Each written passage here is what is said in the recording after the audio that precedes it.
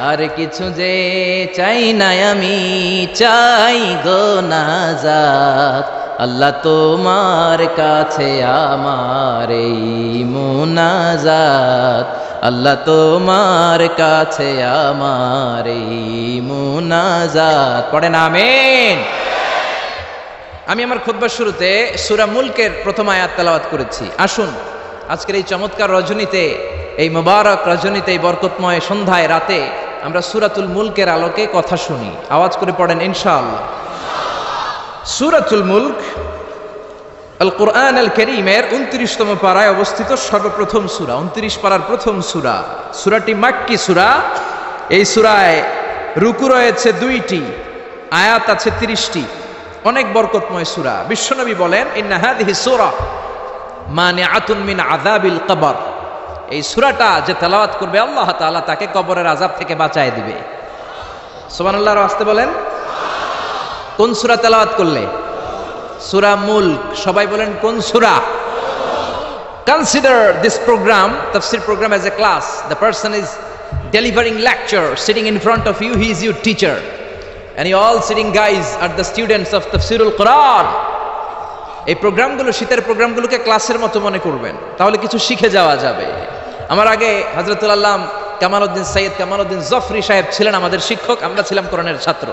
এখন আমি একটু করে বসার সুযোগ পেয়ে গেলাম, আমি হয়ে গেলাম শিক্ষক, আর আমরা সবাই কোরআনের ছাত্র। খুশি না বেজার?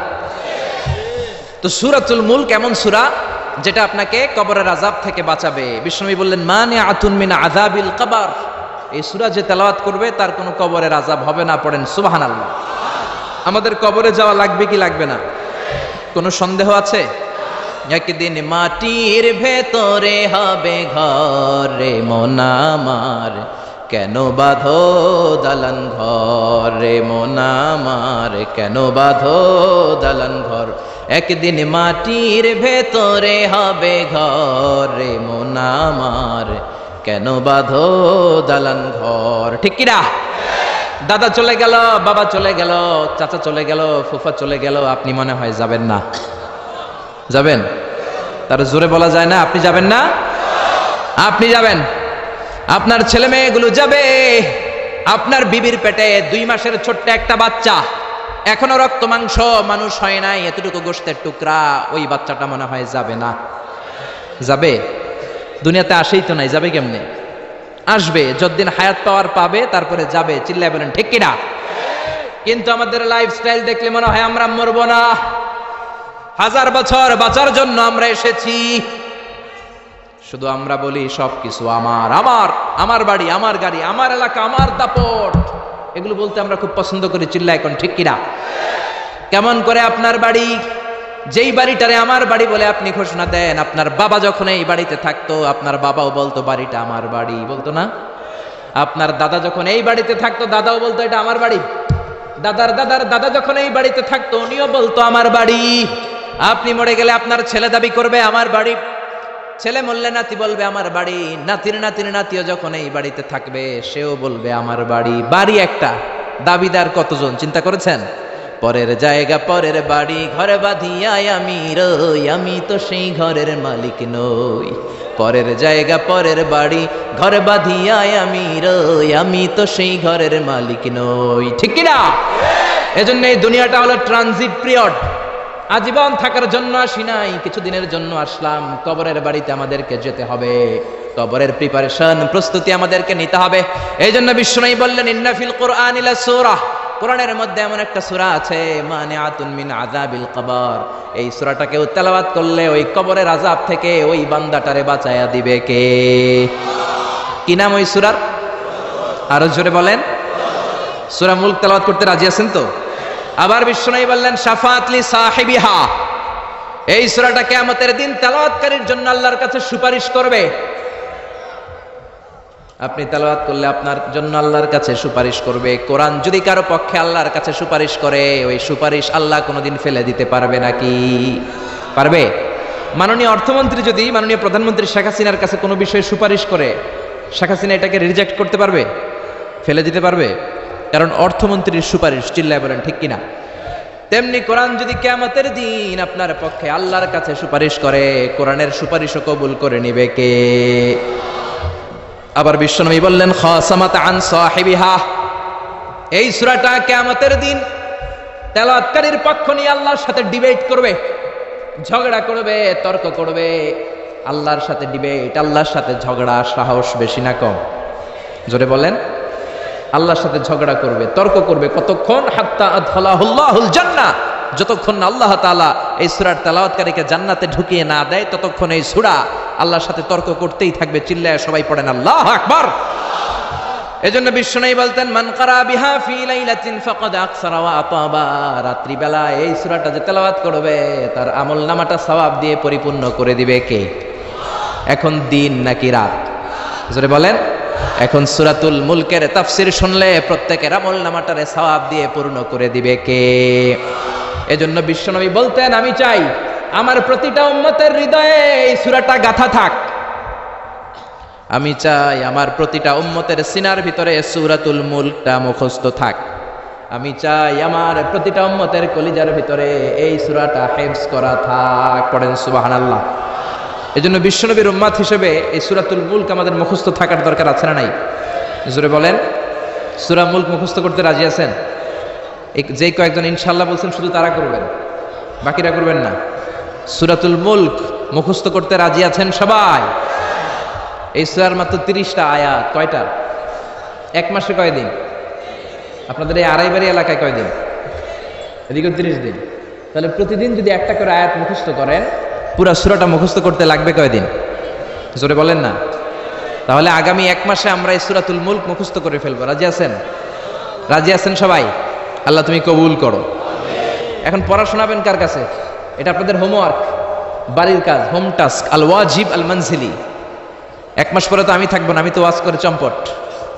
পড়া শোনাবেন এলাকার ইমাম সাহেবদের কাছে, খতিব সাহেবদের কাছে, হাফেজ সাহেবদের কাছে। বলবেন আজহারি ভাই এসেছিল, এসে সূরাতুল মুলক আমাদেরকে পড়া দিয়ে গেছে।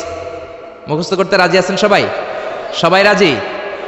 দিস সূরা is an eye opener for you. এই সূরাটা আপনার চোখকে খুলে দিবে, আপনার চিন্তার জগতে একটা আন্দোলন তৈরি করবে, আপনার ঘুমন্ত বিবেককে জাগিয়ে তুলবে। সুবহানাল্লাহ পড়েন। নাস্তিকদের জন্য এই সূরার ভেতরে আল্লাহ তাআলা কিছু ডোজ দিয়ে দিয়েছে, কিছু মেডিসিন। এজন্য এই সূরার আলোকে আমরা জানার চেষ্টা করব কি কি মেডিসিন আল্লাহ নাস্তিকদের জন্য দিলেন। আমরা আল্লাহকে বিশ্বাস করি তাই আমরা আস্তিক, আর যারা বিশ্বাস করে না তারা কি? বাংলার জমিনে এরকম কিছু নাস্তিক আছে না নাই? নতুন এক নাস্তিক এসেছে, আসাদ নূর, ঠিক কিনা? ফেসবুকে লাইভে এসে সে বলেছে প্রতিদিন নাকি সকালবেলা কোরআনের উপরে পেশাব করবে। এটা কি মানুষ না মানুষ? এটা জাহান্নামের নরকীট আর পিতৃ পরিচয়হীন জারদ সন্তান। জোরে বলেন ঠিক কিনা? বাংলাদেশ সরকারের উচিত এই বেয়াদবটাকে আইনের আওতায় আনা, বিচারের আওতায় আনা, বিশাল সমাবেশ করে লক্ষ মানুষের সামনে ফাঁসির রশিতে ঝুলিয়ে দেয়া। এই বেয়াদবটাকে শেল্টার দিচ্ছে মুফাসসিল ইসলাম ইংল্যান্ড থেকে আরেক নাস্তিক উল্লুক্কা পাঠা। গভর্নমেন্টের উচিত এই বেয়াদবটাকেও আইনের আওতায় এনে ইন্টারপোলের পুলিশের মাধ্যমে ওই বেয়াদবটাকেও ফাঁসি দেয়া। চিল্লায় বলেন ঠিক কিনা? 92% মুসলিম যে দেশে বসবাস করে ওই দেশে বসে কোরআনকে গালি দেওয়ার স্পর্ধা তোর আসলো কোত্থেকে? চিল্লায় এখন ঠিক কিনা?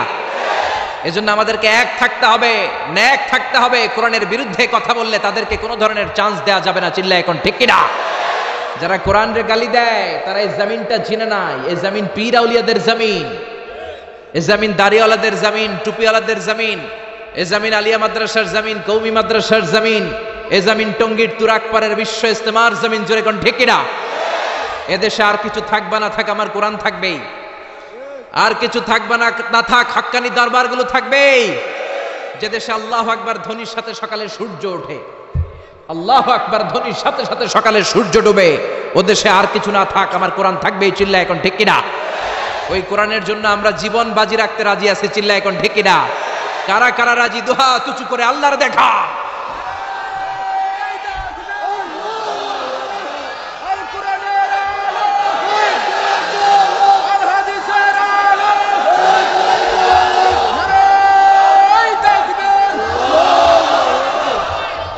আল্লাহ কোরআনের জন্য ভালোবাসাকে তুমি কবুল করে নাও। এই যে কোরআনের কথা শুনলে আমরা আবেগ আপ্লুত হয়ে যাই, এই দরদটাকে তুমি আমাদের নাজাতের ওসিলা বানাও। আর জোরে পড়েন আমিন। এই সূরাটা আপনার চোখ খুলে দিবে। নাস্তিকদের জন্য আল্লাহ এই সূরাতে ডোজ দিয়েছে। নাস্তিকরা বলে আমরা স্রষ্টায় বিশ্বাস করি না, এর কারণ আনসিন ইজ নাথিং, যেটা দেখা যায় না ওইটা মানি না। নাস্তিকরা যে আল্লাহ তাআলাকে বিশ্বাস করে না, তাদের সবচেয়ে যুক্তি হচ্ছে আনসিন ইজ নাথিং, যেটা দেখা যায় না ওইটা বিশ্বাস করি না। তো নাস্তিককে জিজ্ঞেস করবেন, do you see the air in the atmosphere? এই যে বায়ুমণ্ডলে বাতাস, তুমি কি বাতাস দেখতে পাও? So why do you believe on that? তাহলে বাতাস না দেখলে বাতাসে বিশ্বাস করো কেন? Do you see the bad headache someone feel in his head? কেউ যখন মাথায় ব্যথা পায়, অনেকে এসে বলে হুজুর মাথার ব্যথায় মরে যাচ্ছে, একটু ফু দিয়ে দেন। ওর যে মাথায় ব্যথা আমি কি দেখতে পাচ্ছি? কথা বলেন। So why do you believe on that? তাহলে বিশ্বাস করো কেন? আরে মিয়া, তুমি তো তোমার নিজেরাই দেখো না, নিজের স্রষ্টারে দেখবা কেমন করে? আমরা কি আমাদের চোখ দেখতে পাই আয়নার সাহায্য ছাড়া?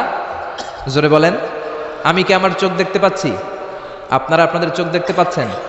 আপনারা আমারটা দেখতেছেন, আমি আপনাদেরটা দেখতেছি, কিন্তু আমরা কি আমাদেরটা দেখতে পাচ্ছি? সামনে আয়না না ধরলে আমরা আমাদের চোখ দেখি না। আপনি কি আপনার পিঠ দেখেছেন আয়নার সাহায্য ছাড়া? জোরে বলেন। আরে আয়না এনে দিলেও তো পিঠ দেখতে গেলে ঘাড় ভেঙে যাওয়ার সম্ভাবনা আছে, চিল্লা এখন ঠিক কিনা? এজন্য আল্লাহ ডেকে বলে, গোলাম আমারে দেখা যায় না। লা তুদরিকুল আবসার ওয়া হুয়া ইউদরিকুল আবসার ওয়া হুয়াল লাতীফুল খবীর। পৃথিবীর কোন চোখ আমি আল্লাহরে দেখে না, আমি আল্লাহর চোখ পৃথিবীর সবাইরে দেখে, ঠিক কি না? এজন্য আমারে দেখা যায় না। আমার সৃষ্টির দিকে নজর করে তাকা, আমার সৃষ্টির ভেতরে আমি আল্লাহর নিদর্শন আছে না নাই? কক্সবাজারে যান, the longest sea beach in the world, পৃথিবীর সবচাইতে বড় সমুদ্র সৈকত বাংলাদেশে দিয়ে দিয়েছে কে? 155 কিলোমিটার। এই সাগরের সামনে যখন দাঁড়াবেন, সাগরের ঢেউ তর্জন গর্জন যখন আপনার চোখে পড়বে, সাগরের দিকে তাকালে আপনি বুঝতে পারবেন এই সাগরেরও একজন স্রষ্টা মালিক আছে না নাই? পাহাড়ের দিকে নজর করলে বুঝবেন পাহাড়ের একজন স্রষ্টা আছে। মরুভূমির দিকে যদি তাকান আপনি বুঝতে পারবেন এই মরুভূমির একজন স্রষ্টা আছে। ঝর্ণার দিকে নজর করলে বুঝবেন এই ঝর্ণারও একজন মালিক আছে না নাই? ঝর্ণা ঝর্ণা ঝর্ণা রে, বলনা বলনা বলনা রে, কার বিরহে পাগল পাড়া তুই, কার মিলনে ফুল ফসলে ভরা রে তোর দুকুল ভুই, কার মিলনে ফুল ফসলে ভরা রে তোর দুকুল ভুই, ঝর্ণা ঝর্ণা ঝর্ণা রে, বলনা বলনা বলনা রে, কার বিরহে পাগল পাড়া তুই। পড়েন আল্লাহু আকবার। ঝর্ণার দিকে যদি তাকান অন্তরের চোখ নিয়ে, আপনার অন্তর আপনাকে সায় দিবে, বলে দিবে যে ঝর্ণা এমনি এমনি তৈরি হয় না, এই ঝর্ণারও একজন স্রষ্টা আছে না নাই? এই জন্য নাস্তিকদের জন্য আল্লাহ এই সূরাতে ডোজ দিয়েছেন। কুফানগরীতে এক নাস্তিক ছিল, সে বলে আমি স্রষ্টাকে মানি না, যদি কেউ আমার সামনে এসে প্রমাণ করে দিতে পারে যে স্রষ্টা বলে একজন কেউ আছে আমি মেনে নিব। কুফার লোকেরা বলল, ইনদানা ইমাম ইসমুহু নু'মান ইবনে সাবিত, আমাদের একজন ইমাম আছে তার নাম নু'মান, উনি আমাদের ইমাম, আল ইমাম আল আযম আবু হানিফা। সুবহানাল্লাহ পড়বেন না? সবাই বলল তুমি নাস্তিক, তোমার ইমামে আযম আবু হানিফা নু'মান ইবনে সাবিত, উনি বুঝাইয়ে দিতে পারবে যে স্রষ্টা বলে একজন আছে। নাস্তিক বলে কই তোদের ইমাম, নিয়ে আয়। সময় দেয়া হলো জুমার নামাজের পরে দুপুর 2টায় কুফার একটা ময়দানে সাইয়েদনা ইমাম আবু হানিফা আর নাস্তিক একসাথে তর্ক করবে, ডিবেট করবে। সাইয়েদনা আবু হানিফা উনি আল্লাহর পক্ষে আর নাস্তিক আল্লাহর বিপক্ষে। তো যেদিন তর্কের ডেট করা হলো হাজার হাজার মানুষ এসেছে, ওই নাস্তিকও এসেছে, আসে নাই শুধু ইমাম আবু হানিফা। 2টার দিকে এসে সবাই বসে আছে, আসে না। 2:30 বাজে আসে না, 3টা বাজে আসে না, 3:30 আসে না, 4টার দিকে দৌড়ায় আসছে। নাস্তিক বলে যেই লোকের সময় জ্ঞান নাই ওই লোকের সাথে কোনো তর্ক নাই। কথা শুনতেছেন? মনোযোগ আছে না গেছে?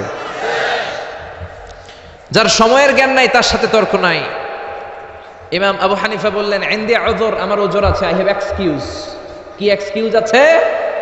আবু হানিফা বলতে শুরু করলেন, আমি যখন ঘর থেকে বের হয়ে যাই আমার বাড়ির সামনে বিশাল একটা নদী পড়ে যায়, এই নদীটা পার হয়ে আসতে হয়। আজকে যে দেখি নদীর সামনে কোনো মানুষ নাই, কোনো নৌকা নাই, কেউ নাই, নদীর পাশেই বিশাল বড় একটা গাছ। হঠাৎ দেখলাম এমনি এমনি গাছটা কেটে 2 ভাগ হয়ে গেল, এমনি এমনি গাছ থেকে তক্তা বেরোয় জোড়া লেগে গেল, করাত ছাড়া মিস্ত্রি ছাড়া কাঠগুলো অটোমেটিক্যালি লেগে লেগে নৌকা হয়ে গেল, মাঝি ছাড়া লগি ছাড়া বৈঠা ছাড়া। এই নৌকাতে আমি উঠে বসলাম, নৌকা আমাকে নিয়ে টান দিয়ে সা করে নদীর উপার নিয়ে গেল। এই প্রসেসিংটা হতে আমার 2 ঘন্টা সময় লেগেছে। কয় ঘন্টা? নাস্তিক কয় তবে ইমাম গাঞ্জা খাইছে, গাঞ্জা। তোদের ইমাম গাঁজা খেয়েছে অথবা গত রাতে ঘুমায় নাই। সাইয়েদনা ইমাম আবু হানিফা বললেন, এমন কথা বলেন কেন? নাস্তিক বলে মানুষ ছাড়া, করাত ছাড়া, মিস্ত্রি ছাড়া গাছ এমনি এমনি দুই ভাগ হয়ে যায় নাকি? এমনি এমনি তক্তা জোড়া লেগে যায় নাকি? কাঠের পিসগুলো জোড়া লেগে লেগে নৌকা হয়ে যায় নাকি?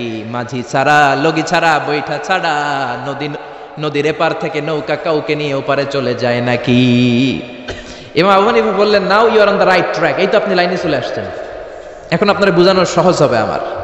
সাইয়েদনা ইমাম আবু হানিফা বললেন, বুঝলাম, এমনি এমনি কিছু হয় না, এমনি এমনি তক্তা হয় না, এমনি এমনি নৌকা হয় না, এমনি এমনি মাঝি ছাড়া নৌকা চলে না। তাহলে আকাশটা কেমন করে এমনি এমনি হলো? জমিনটা কেমন করে এমনি এমনি হলো? মহাশূন্য কেমন করে এমনি এমনি হলো? নভমণ্ডল ভূমণ্ডল কেমন করে এমনি এমনি হলো? কার ইশারায় সাগর বয়ে যায়, কার ইশারায় ঝর্ণা চলে? চিল্লা এখন সুবহানাল্লাহ। নাস্তিক বলে, তাই তো, এইভাবে তো আমি ভেবে দেখি নাই, আসলেই তো আমি একটা উল্লুক্কা পাঠা, আমি তো চিন্তা করি না এইভাবে। নাস্তিক বলে, ও ইমাম, আপনি আমার ঘুমন্ত বিবেককে জাগিয়ে দিয়েছেন, আমার চোখ আপনি খুলে দিয়েছেন, আর দেরি করার দরকার নাই, আপনি আমারে পড়িয়ে দেন লা ইলাহা ইল্লাল্লাহু মুহাম্মাদুর রাসূলুল্লাহ সাল্লাল্লাহু। এজন্য সূরার ভিতরে নাস্তিকদের জন্য কিছু মেডিসিন দিয়েছে কে? আরো জোরে সবাই বলেন, কে? সূরার নাম আরো জোরে সবাই বলেন না, কি নাম? সূরা মুলক। মুলক মানে ক্ষমতা, মুলক মানে কি? মুলক মানে পাওয়ার, মুলক মানে অথরিটি, মুলক মানে সভরেন্টি। আল্লাহ শুরু করলেন, তাবারাকাল্লাযী বিয়াদিহিল মুলকু ওয়া হুয়া আলা কুল্লি শাইইন কাদির। সুমহান সেই সত্তা যার হাতে ক্ষমতা, আর তিনি পৃথিবীর সব কিছু করার ব্যাপারে সক্ষমতা রাখেন। সুবহানাল্লাহ। আল্লাহ শুরু করলেন তাবারাকা দিয়ে, তাবারাকাল্লাযী বিয়াদিহিল মুলক। সুমহান সেই সত্তা যার হাতে ক্ষমতা। ক্ষমতা কার হাতে? সবাই বলেন, কার হাতে? নাকি আপনাদের হাতে? আপনারা তো বলেন ক্ষমতা আপনাদের হাতে, বলেন না? জনগণ সকল ক্ষমতার উৎস, বলেন না? এটা রাষ্ট্রীয় কুফুরি, রাষ্ট্র থেকেও কিছু কুফুরি আমাদেরকে শেখানো হয়। এজন্য রাষ্ট্রের সব সিগন্যাল মেনে নেওয়া যাবে না। চিল্লা এখন ঠিক কিনা? জনগণ সকল ক্ষমতার উৎস নয়, সকল ক্ষমতার উৎস হচ্ছে একজন, তিনি কে? একটু খেয়াল করে বুঝে উত্তর দেন। কেমন করে আপনি ক্ষমতার উৎস হন? আপনার যখন পেটে ব্যথা হয়, আপনি বিছানায় গড়াগড়ি খান কি খান না? ডায়রিয়া হলে চিল্লাচিল্লি করেন কি করেন না? তো আপনি না ক্ষমতার উৎস, আপনি চিল্লাচিল্লি করেন কেন? 3 বার ডায়রিয়ার কারণে টয়লেটে গেলে 4বার আর চেহারার দিকে তাকানো যায় না। 5 বার বাথরুমে গেলে বাইরে একা আই আর হাইতান্ন, আই মরি যাইও। তো হাইতান্ন কিল্লাই? আপনার ক্ষমতার মালিক। ডায়রিয়া হলে আপনি টয়লেট থেকে বের হয়ে বলবেন, আমি ক্ষমতার মালিক, এই জন্য আমার ডায়রিয়া হয়েছে। আসলে আমরা ক্ষমতার মালিক নই, ক্ষমতার মালিক একজন, তিনি কে? আমরা হলাম সবাই দুর্বল। ওয়া খুলিকাল ইনসানু দাঈফা। আমাদেরকে দুর্বল বানিয়ে আল্লাহ তৈরি করেছেন। শুধু আমরাই দুর্বল নই, আমরা দুর্বলের ঘরের দুর্বল। আমরা দুর্বল, আমাদের বাবাও দুর্বল, দাদাও দুর্বল, তার মানে দুর্বলের ঘরের, দুর্বলের ঘরের আমরা তো দুর্বল। রিকশার টায়ার পাংচার হলে আমরা বাজারে লাভ দিয়ে উঠি, লাভ দেন না? আমি কত লাভ দিছি? আমি তো এক জেলা থেকে আরেক জেলায় তাফসীর প্রোগ্রামের কারণে যাওয়া লাগে, তো মাঝ রাতে মাঝে মাঝে ট্রাকের চাকা টায়ার পাংচার হয়ে যায়, তো লাভ দিয়ে উঠি। রিকশাওয়ালারে বলি, কিরে? ড্রাইভারে বলি, কিরে কিসের আওয়াজ? বলে, হুজুর ট্রাকের টায়ার পাংচার হয়ে গেছে। লাভ দিয়ে উঠি। কোনো ক্ষমতা নাই। পিছন থেকে কেউ যদি বলে, হুজুর মাহফিলের প্যান্ডেলে সাপ, ফস, খুঁজে পাওয়া যাবে? আপনারা থাকলে আমি দৌড় দিমে এসি বাদিয়া, চাচা আপন প্রাণ বাসা। 3-4টা ভাওয়া ব্যাং যদি কেউ ছেড়ে দেয়, এখানে একটা, ওইদিকে একটা, ওইদিকে একটা, ব্যাং আর কি লাভ দিবে? তার সে 3 ডবল লাভ দিয়ে আপনারা পালাবেন, ঠিক কিনা? তাহলে আসলে আমাদের কোনো ক্ষমতা নাই, ক্ষমতার মালিক হলো একজন, তিনি কে? এজন্য রব্বুল আলামিন বলেন, তাবারাকাল্লাযী বিয়াদিহিল মুলকু ওয়া হুয়া আলা কুল্লি শাইইন কাদির। সুমহান সেই সত্তা যার হাতে ক্ষমতা। ক্ষমতা কার হাতে? আমাদের কোনো ক্ষমতা নাই, আমরা নকল ক্ষমতার মালিক, আসল ক্ষমতার মালিক একজন, তিনি কে? আমাদের যে ক্ষমতা নাই, এটা ভূমিকম্প হলে টের পাওয়া যায়। রাত 3টার দিকে যখন ভূমিকম্প হয়, সব লোক বিল্ডিং থুয়ে দেয় দৌড়। ভাড়াটিয়াও দৌড়, বাড়িওয়ালাও দৌড়। কসবা এলাকার বাড়িওয়ালারা মনে হয় দৌড় দেয় না, কথা বলেন? ভাড়াটিয়াও দৌড় দেয়, বাড়িওয়ালাও দৌড় দেয়। চিল্লায় বলেন ঠিক কিনা? রাত 3টায় যখন ভূমিকম্প হয় পুলিশের প্রধানও দৌড় দেয়, বাস্তবে তো র্যাবের প্রধানও দৌড় দেয়, প্রেসিডেন্টও দৌড় দেয়, শুধু প্রধানমন্ত্রী দৌড় দেয় না, দেয়। আমি কই নাই, কিন্তু আপনারা কইছেন। দোষ আপনাদের, আমার কোনো দোষ নাই, আমি প্রধানমন্ত্রীর কিছু বলি নাই। চাচা আপন প্রাণ বাঁচা, রাতে ভূমিকম্প হলে দৌড় দিতে হয়, চিল্লায় বলেন ঠিক কিনা। 2004 সালে বরিশালে প্রথমে গেলাম বাসে, ফিরে আসতেছি লঞ্চে, নদীর মাঝখানে তুফান, জাহাজ ডুবে যাবে। ওই দিন চিনলাম আল্লাহ কারে কয়, আল্লাহ কেসকো কাতে হে। ওই দিন লঞ্চের শুধু মুসলমানেরাই আল্লাহরে ডাকে নাই, হিন্দুরাও জিকির করছে কার। ওই দিন সবার মুখে একটা জিকির ছিল, লা ইলাহা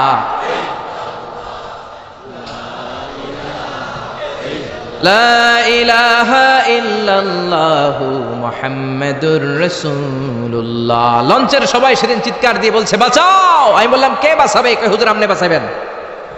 তো তাইলে আমারে বাঁচাইবো কে? কই হুজুর আপনারে বাঁচাইবো আল্লাহ। আসলে বিপদে পড়লে বোঝা যায় আমাদের কোনো ক্ষমতা নাই, ক্ষমতার মালিক হচ্ছেন একজন, তিনি কে? এজন্য রব্বুল আলামিন বলেন, কুলিল্লাহুম্মা মালিকাল মুলকি তুতিল মুলকা মান তাশাউ ওয়া তানজিউল মুলকা মিম্মান তাশা ওয়া তুইজ্জু মান তাশাউ ওয়া তুযিল্লু মান তাশাউ বিয়াদিকাল খায়র ইন্নাকা আলা কুল্লি শাইইন কাদির। ও আল্লাহ, আপনি ক্ষমতার মালিক। ক্ষমতার মালিক কে? আপনি যারে চান ক্ষমতার চেয়ারে বসান, আবার যারে চান ক্ষমতা থেকে নামিয়ে দেন। ফেরাউনকে মিশরের মসনদে বসালো কে?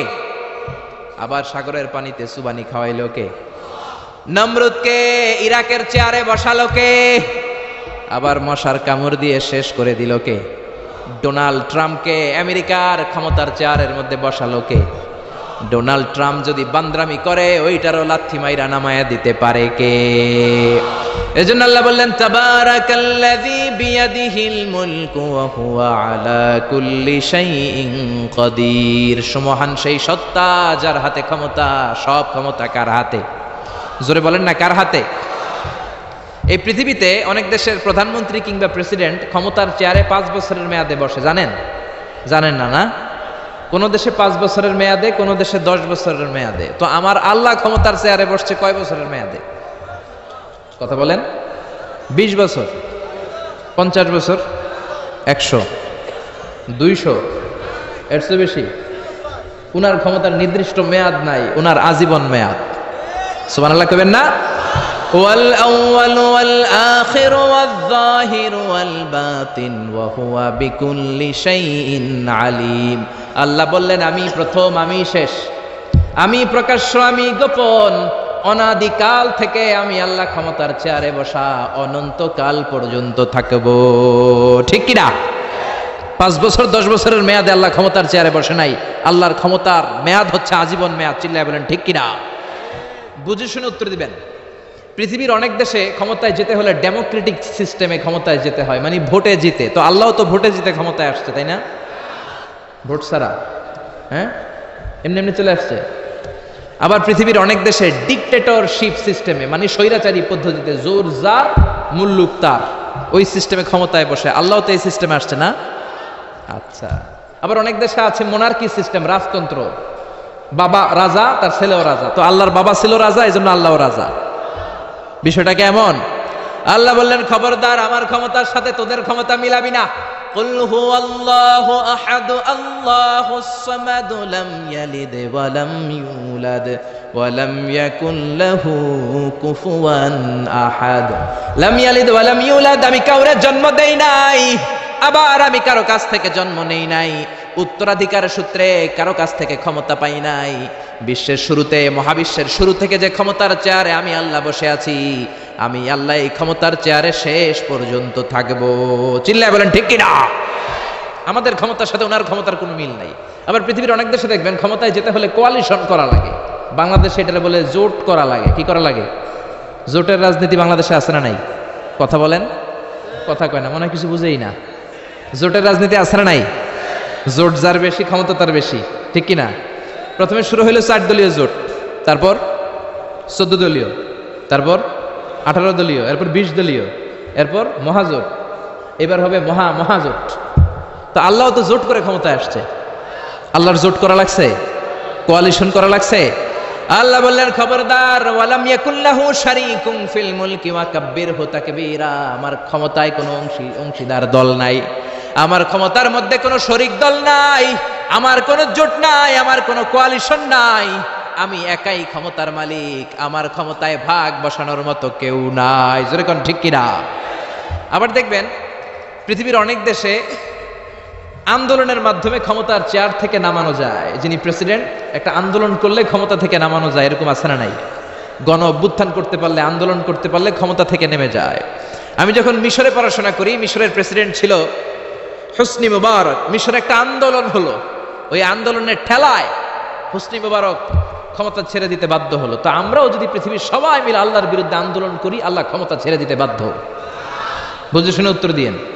পৃথিবীর সবাই মিলে চাইলেও আল্লাহ ক্ষমতা থেকে নামবে না। আচ্ছা, যত জিন আছে মহাবিশ্বে, সব জিনারা যদি বলে আমরাও একাত্মতা ঘোষণা করলাম, আমরাও আল্লাহরে মানি না, মানুষ জিন ভাই ভাই, আল্লাহর আর রক্ষা নাই, তাইলে তো আল্লাহ ক্ষমতা ছেড়ে দিবে, তাই না? ছেড়ে দিবে। আবার ফেরেশতারাও যদি বলে আমরাও মানি না, মানুষ জিন ফেরেশতা, 3 দলীয় জোট। কয় দলীয়? কথা বলেন। মানুষ জিন ফেরেশতা 3 দলীয় জোট করে যদি আল্লাহর ব্যাপারে বিদ্রোহ করি, তাহলে আল্লাহর ক্ষমতা শেষ নাকি? আল্লাহর ক্ষমতা শেষ? আল্লাহ বললেন ওয়া আন্নাকুম গায়রু মুআজিজিল্লাহ,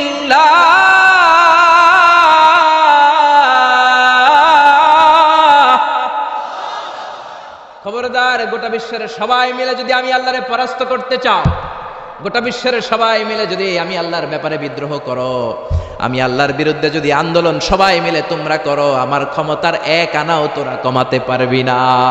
সুবহানাল্লাহ। তার মানে আমাদের ক্ষমতার সাথে আল্লাহর ক্ষমতার কোনো মিল নাই। চিল্লায় বলেন ঠিক কিনা?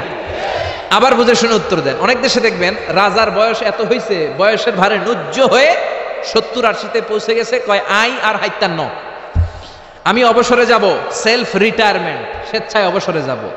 এরকম হয় না? অনেক রাজা, সুলতান, প্রেসিডেন্ট স্বেচ্ছায় অবসরে চলে যায়। তো আল্লাহরও তো অনেক বয়স হয়েছে, এখন আল্লাহর অবসরে যাওয়ার সময় এসেছে। বয়স হয় নাই, এত বছর উনি ক্ষমতা চালায়, এখনো বয়স হয় নাই। উনি ক্লান্ত হয় না? ওনার ঘুমে ধরে না? আল্লাহ বললেন খবরদার, লা তাখুযুহু সিনাতুন ওয়ালা নাওম, আমার ঘুম নাই, আমার কোনো নিদ্রা নাই, আমার কোনো তন্দ্রা নাই, আমার কোনো ঝিমুনি নাই। ওয়ালা ইয়াউদুহু হিফযুহুমা ওয়া হুয়াল আলিয়ুল আযীম। এই পুরো মহাবিশ্বটা পরিচালনা করতে যে আমি আল্লাহ ক্লান্ত হই না, আমি আল্লাহর তন্দ্রা আসে না, আমি আল্লাহর ঝিমুনি আসে না, আমি আল্লাহর ঘুম আসে না, আমি আল্লাহ একাই মহাবিশ্বের সব ক্ষমতার মালিক। ঠিক কি না? এজন্য আল্লাহ বললেন তাবারাকাল্লাযী বিয়াদিহিল মুলকু ওয়া হুয়া আলা কুল্লি শাইইন কাদির। মহান সেই সত্তা যার হাতে ক্ষমতা। ক্ষমতা কার হাতে? সবাই বলেন না, ক্ষমতা কার হাতে? নাকি আপনাদের হাতে? আর কোনদিন বলবেন জনগণ সকল ক্ষমতার উৎস? আর কোনদিন বলবেন সকল ক্ষমতার উৎস হচ্ছে একজন, তিনি কে? আওয়াজ করে বলতে হবে, তিনি কে? আমরা বললাম আল্লাহ, বুঝলাম আপনি ক্ষমতার মালিক, আর কিসের মালিক বলেন? আল্লাহ বললেন আল্লাযী খালাকাল মাউতা ওয়াল হায়াতা লিয়াবলুয়াকুম আইয়ুকুম আহসানু আমালা ওয়া হুয়াল আজিজুল গফুর। আমি শুধু ক্ষমতারই মালিক নই, আমি এমন আল্লাহ যে আল্লাহ জীবন তৈরি করলাম, যে আল্লাহ মরণ তৈরি করলাম। আমি জীবনেরও মালিক, মরণেরও মালিক। আমাদেরকে জীবন দিয়েছে কে? মরণ দিয়েছে কে? আমাদের প্রাণ ভিক্ষা দিতে পারে কে? নাকি আপনাদের রাষ্ট্রপতি? আপনাকে রাষ্ট্রপতি তো নাকি প্রাণ ভিক্ষা দেয়, দেয় না? আরে রাষ্ট্রপতিরও তো প্রাণ ভিক্ষা দিবে আল্লাহ। চিল্লায় বলেন ঠিক কিনা? আল্লাহ বললেন আমি এমন আল্লাহ, আল্লাযী খালাকাল মাউতা ওয়াল হায়াতা লিয়াবলুয়াকুম আইয়ুকুম আহসানু আমালা। তোমরা কে কেমন আমল করো এটা দেখার জন্য আমি জীবন বানালাম, মরণ বানালাম, আর জীবন মরণের মাঝখানে তৈরি করলাম রূহ। রূহ তৈরি করলাম। কি তৈরি করলাম? রূহ মানুষ তৈরি করতে পারে না, রূহ তৈরি করতে পারে একজন, তিনি কে? মানুষ কম্পিউটার তৈরি করতে পারে, প্লেন বানাতে পারে, রকেট বানাতে পারে, রোবট বানাতে পারে, সুফিয়া খালারে বানাতে পারে, কিন্তু রূহ বানাতে পারে না। সুফিয়া খালারে চিনেন? আপনারাও চিনেন?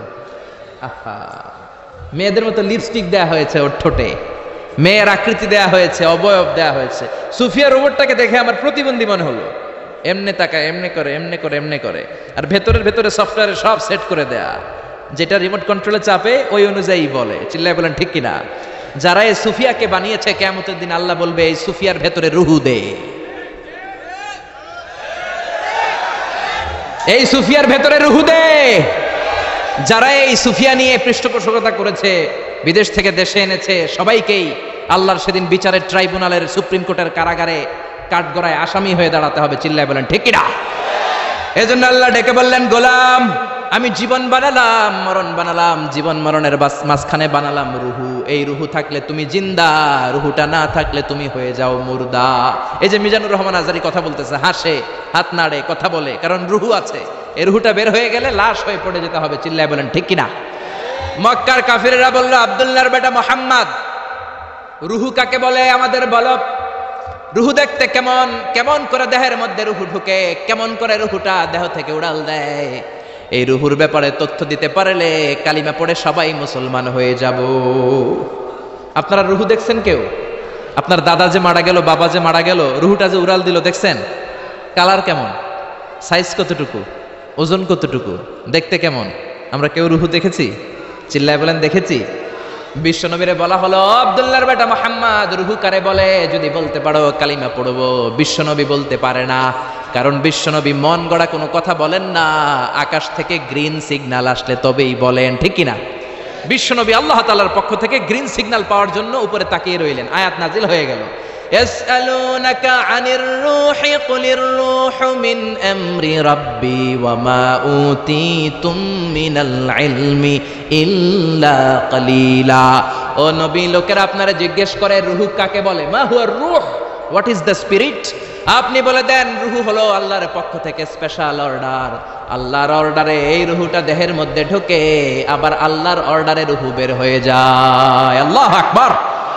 এই রূহটা মানুষের দেহে ঢুকে কার অর্ডারে? আবার বের হয়ে যাবে কার অর্ডারে? পৃথিবীর যত বিজ্ঞানীরা আছে সবাই মিলেও কি একটা রূহ বানাতে পারবে? জোরে বলেন না, রূহ বানাতে পারবে? আল্লাহ চ্যালেঞ্জ করে বললেন, ওমা উতীতুম মিনাল ইলমি ইল্লা কালিলা। তোমাদেরকে একেবারে যত সামান্য কিঞ্চিত জ্ঞান দিয়ে আমি তৈরি করেছি, তোমাদের এই লিমিটেড জ্ঞান দিয়ে রূহ বানানো যাবে? ইউনাইটেড স্টেটস অফ আমেরিকা একজন মেডিকেল সায়েন্টিস্ট এই চ্যালেঞ্জ গ্রহণ করলো। সে চ্যালেঞ্জ গ্রহণ করে বলল, আমি রুহু বের করে ছাড়বো। কি বের করব? রুহু। আমেরিকার ওই মেডিকেল সায়েন্টিস্ট সে চ্যালেঞ্জ করে বলল, আমি রুহু বানাবো। কি বানাবো? উত্তর দিতে হবে কিন্তু, কি বানাবো? রুহু বানাবো। কেমন করে রুহু বের হয় এটা আবিষ্কার করে আমি নোবেল প্রাইজ জিতবো, নোবেল লরেট হব। 7 বছর সে গবেষণা করলো মুমূর্ষু রোগীদের নিয়ে। মুমূর্ষু রোগী নিয়ে বসে থাকে, কখন রুহুটা বের হবে, রুহু ধরার জন্য বসে থাকে। কিন্তু 7 বছরে হাজার হাজার মুমূর্ষু রোগীর দেহ থেকে রুহু উড়াল দিয়েছে, কিন্তু রুহু ধরতে পারে নাই। সুবহানাল্লাহ কইবেন না? আচ্ছা, এইবার তার মাথায় একটা চিন্তা আসলো, না এই পন্থায় হাঁটলে তো হবে না, আমি একটা কাজ করি, বুলেট প্রুফের গ্লাস দিয়ে একটা ছোট্ট গ্লাসের রুম বানাই, ওই গ্লাসের ভেতরে মুমূর্ষু রোগী ঢুকাইয়া দিব। বুলেট প্রুফ চিনেন তো? মানে গুলি মারলেও গুলি ঢুকবে না। আমাদের মাননীয় প্রধানমন্ত্রী, রাষ্ট্রপতি মহোদয়, ওনারা যে গাড়িগুলো চালায় এগুলো কিন্তু বুলেট প্রুফ, জানেন? গুলি মারলে গুলি ঢুকে না। তো উনি বুলেট প্রুফ গ্লাস দিয়ে, টেম্পার্ড গ্লাস দিয়ে ছোট্ট একটা রুম বানালেন, কাচের গ্লাস।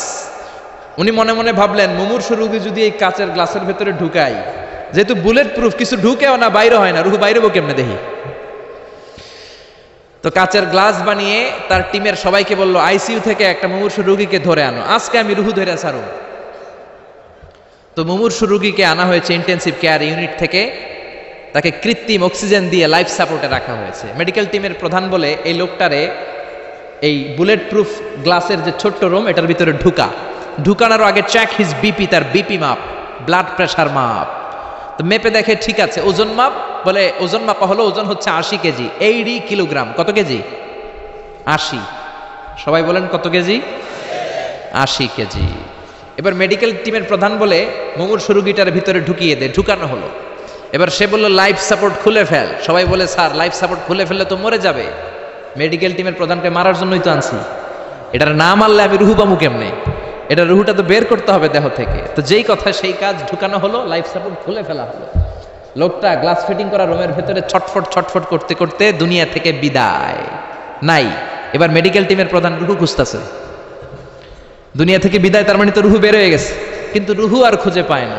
গ্লাসের এই দিকে তাকায়, ওই দিকে তাকায়, নিচে উপরে ডানে বায়ে সামনে পেছনে, কোথাও রুহু নাই, রুহু খুঁজে পাওয়া যায় না। সে ভাবলো আমি গ্লাসের দরজাটা খুলে হাত দিয়ে এরকম বাইং মাছ যেমনি হাতায়, এরকম হাতাইলে হয়তো রুহু পাবো।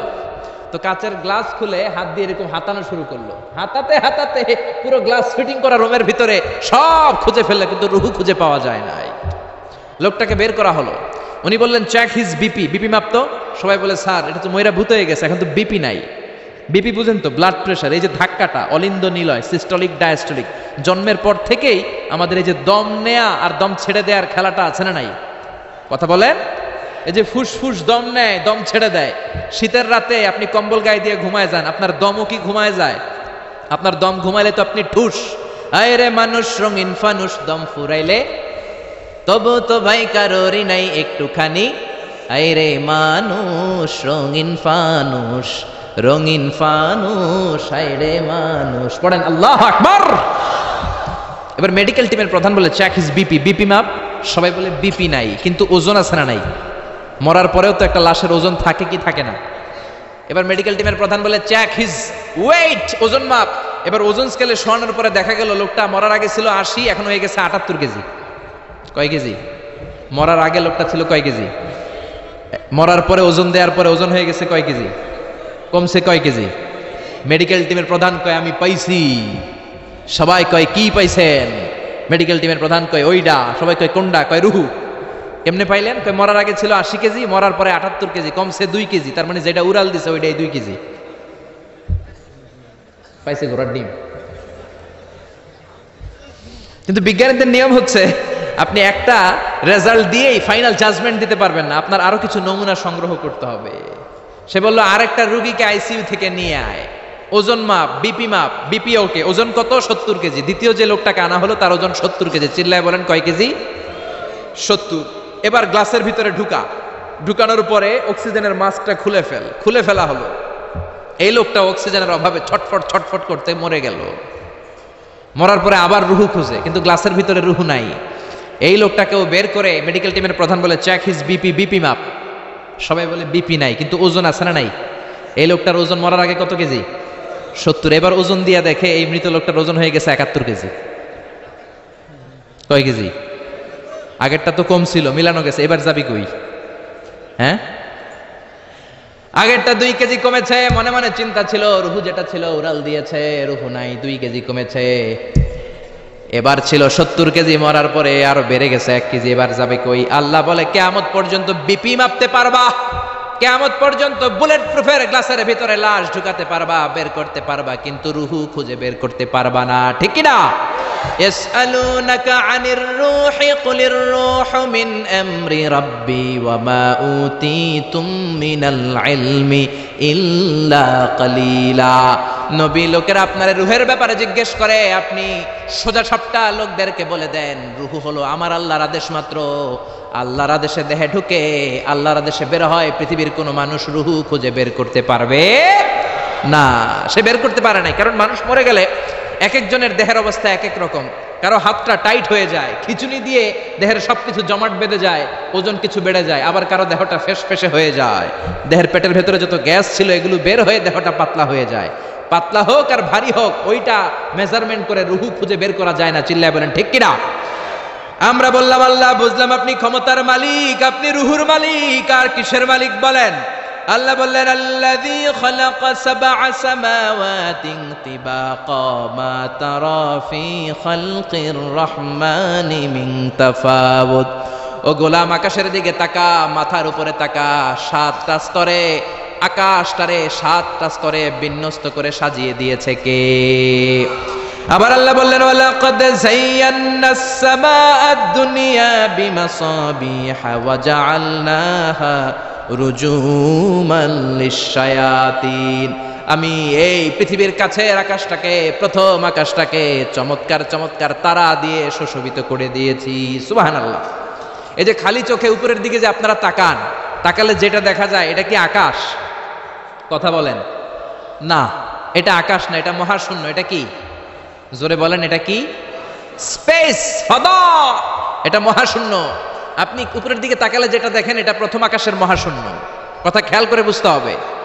তার অনেক অনেক উপরে প্রথম আকাশ, তারপরে দ্বিতীয় আকাশের মহাশূন্য, তারপরে দ্বিতীয় আকাশ, তারপরে তৃতীয় আকাশের মহাশূন্য, তারপরে তৃতীয় আকাশ, তারপরে চতুর্থ আকাশের মহাশূন্য, তারপরে চতুর্থ আকাশ। এভাবে একটার চেয়ে আরেকটা বড়। কত বড়? বিষ্ণু বললেন তোমার হাতের আংটিটা খুলে যদি সাহারা মরুভূমির উপরে ছুঁড়ে ফেলে দাও, সাহারা মরুভূমির তুলনায় তোমার হাতের আংটি যত ছোট, আল্লাহর দ্বিতীয় আসমানের তুলনায় আল্লাহর প্রথম আসমানটা ঠিক তত ছোট। সুবহানাল্লাহ বাড়িতে যে বললেন একটার চেয়ে আরেকটা বড়। প্রথম আসমানের চেয়ে দ্বিতীয় আসমান বড়, দ্বিতীয় আসমানের চেয়ে তৃতীয় আসমান বড়, ওইটার চেয়ে চতুর্থ, পঞ্চম, ষষ্ঠ, সপ্তম ওইটা বড়, তার উপরে বর্ডার এলাকা সিদরাতুল মুনতাহা বড়, তার চেয়ে বড় হচ্ছে লৌহে মাহফুজ, তার চেয়ে বড় আল্লাহর আরশ, তার চেয়ে বড় আল্লাহর কুরসি, তার উপরে আল্লাহ ৭০,০০০ নূরের পর্দার প্রথম পর্দাটা মহাবিশ্বের সবকিছুর চাইতে বড়।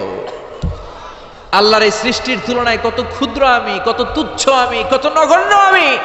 এই যে আড়াইবাড়ি দরবার, এটা কোন থানায় পড়েছে? কসবা। কসবা হচ্ছে ব্রাহ্মণবাড়িয়ার একটা থানা, তাই না? ব্রাহ্মণবাড়িয়া হচ্ছে বাংলাদেশের ৬৪টা জেলার একটা জেলা।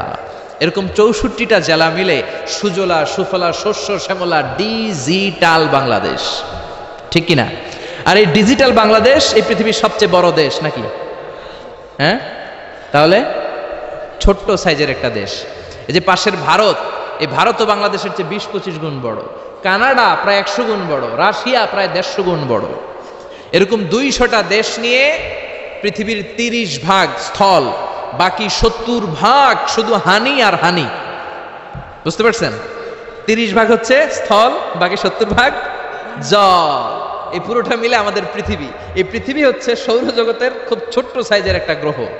সৌরজগৎ নিয়ে যাদের কিছু পড়াশোনা আছে তারা জানবেন, এই সৌরজগতের একটা ছোট্ট বালিকণার চেয়েও ছোট সাইজের একটা গ্রহ হচ্ছে পৃথিবী।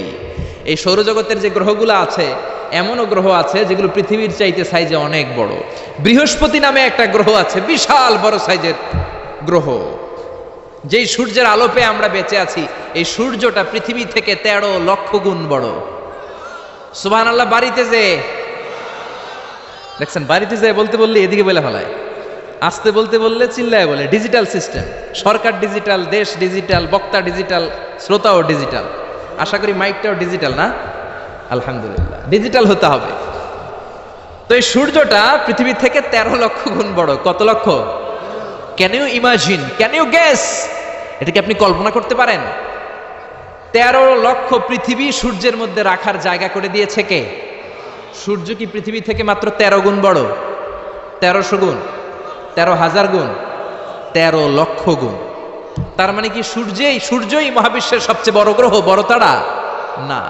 ব্যাটেল জিউস নামে একটা তারা আছে, যে সূর্য পৃথিবী থেকে ১৩ লক্ষ গুণ বড়। ওই ব্যাটেল জিউস তারা আবার ওই সূর্যের চেয়ে ৩৩ কোটি গুণ বড়। তার মানে ব্যাটেল জিউস তারাই মহাবিশ্বের সবচেয়ে বড় তারা? না। ব্যাটেল জিউসের চেয়েও যে কত বড় তারা আছে তার কোনো ইয়ত্তা নাই। এরকম lakh lakh, million, billion, trillion, zillion, billion, octillion, কত অক্ট্রিলিয়ন তারা যে আমাদের গ্যালাক্সি মিল্কি ওয়েতে আছে, ইউনাইটেড স্টেটস অফ আমেরিকার নাসার বিজ্ঞানীরা আজও হদিস করতে পারে নাই। চিল্লায় কোন আল্লাহু আকবার। সূর্যের পরে পৃথিবীর সবচেয়ে কাছের তারার নাম হচ্ছে প্রক্সিমা সেন্ট্রাই, তারপরে আলফা সেন্ট্রাই এ, আলফা সেন্ট্রাই বি, ইটা ক্যারিনা, ব্যাটেল জিউস একটার চেয়ে আরেকটা বড়। আসেন, এই শীতের রাতে আমরা সূর্যের পরে পৃথিবীর সবচেয়ে কাছের যেই তারা প্রক্সিমা সেন্ট্রাই, এই শীতকালের একটা পিকনিক করে আসি ওখান থেকে। প্রক্সিমা সেন্ট্রাইতে আমরা পিকনিক করতে যাবেন? ওখানে যদি আমরা শীতকালীন পিকনিক করতে যাই তাহলে আমাদের কত সময় লাগবে? ছোট্ট একটা আইডিয়া দিই। তো আমরা যে পিকনিকে যাব, যারা যারা হাত তোলেন, কিভাবে যাইবেন? গাড়িতে? কেন? প্লেনে? রকেটে? হ্যাঁ, রকেটে যাইতে হবে, প্লেনে যাওয়া যাবে না। কারণ বর্তমান বিশ্বে সবচেয়ে দ্রুতগামী যে প্যাসেঞ্জার প্লেন আবিষ্কার হয়েছে, এটার নাম হচ্ছে বোম সুপারসনিক। কি নাম? Bomb supersonic.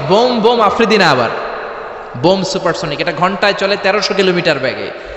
এটা দিয়েও যাওয়া যাবে না, কারণ কোনো প্যাসেঞ্জার বিমান দিয়ে এই যে মাধ্যাকর্ষণ শক্তি, এটাকে ডিঙানো যায় না। আমাদেরকে যেতে হবে রকেট দিয়ে। কোন রকেট দিয়ে যাব? যে রকেট দিয়ে নীল আর্মস্ট্রং, এডুইন অলড্রিন আর মাইকেল কলিন্স 1969-এ চাঁদে নেমেছিল। ওই রকেটটার নাম হচ্ছে অ্যাপোলো 11। যারা যারা হাত তুলছেন একটু নামটা মুখস্থ রাখেন, অ্যাপোলো 11। তা না হলে আপনি ঘুরে আসলে লোকেরা জিজ্ঞেস করতে পারে কোন রকেটে গেছিলেন, তখন বলতে হবে না অ্যাপোলো 11-এ গেছিলাম। তো ঠিক আছে, যারা যারা হাত তুললেন তারা আর আমি এখন পৃথিবী থেকে সবচেয়ে কাছের যে তারাটা প্রক্সিমা সেন্ট্রাই তার নাম, ওইখানে পিকনিকে যাব। তো এই যে রকেটটা দিয়ে যাব অ্যাপোলো 11, এটা কত দ্রুত চলে এটা আগে শোনেন। এই অ্যাপোলো 11 সেকেন্ডে চলে 11 কিলোমিটার বেগে, মিনিটে চলে 660 কিলোমিটার বেগে, আর ঘন্টায় চলে 39,000 কিলোমিটার বেগে। সুবহানাল্লাহ, মজা করে কইতে পারলেন না? 39,000 কিলোমিটার বেগে ঘন্টায় চলে। আচ্ছা, বাংলাদেশ থেকে আমেরিকা কত কিলো হবে? 8-10,000 কিলো। তার মানে এই রকেটটা দিয়ে বাংলাদেশ থেকে আমেরিকায় 1 ঘন্টায় 4 বার আসা যাওয়া করা যাবে। সুবহানাল্লাহ পড়েন। তো যারা যারা হাত তুলেছেন, আসেন আমরা এই রকেট দিয়ে পৃথিবীর সবচাইতে কাছের তারা প্রক্সিমা সেন্ট্রাইতে শীতকালের পিকনিকে যাব। কিন্তু যাবেন যে কত সময় লাগবে এটাও তো জানার দরকার আছে না নাই? যেই রকেটটা অ্যাপোলো 11 ঘন্টায় চলে কত হাজার কিলোমিটার বেগে? 39,000 কিলোমিটার বেগে। 39,000 কিলোমিটার বেগে ছোটে এরকম একটা রকেট দিয়ে যদি পৃথিবীর সবচেয়ে কাছের তারায় আমরা পৌঁছতে চাই, আমাদের 1,15,000 বছর লেগে যাবে। কেন ইমাজিন? আপনি কল্পনা করতে পারেন যে রকেটটা ঘন্টায় ছুটবে আপনাকে নিয়ে 39,000 কিলোমিটার বেগে, ওই রকেটটা দিয়ে পৃথিবীর সবচেয়ে কাছের যে তারাটা ওইটাতে পৌঁছতে আমাদের 1,15,000 বছর লেগে যাবে।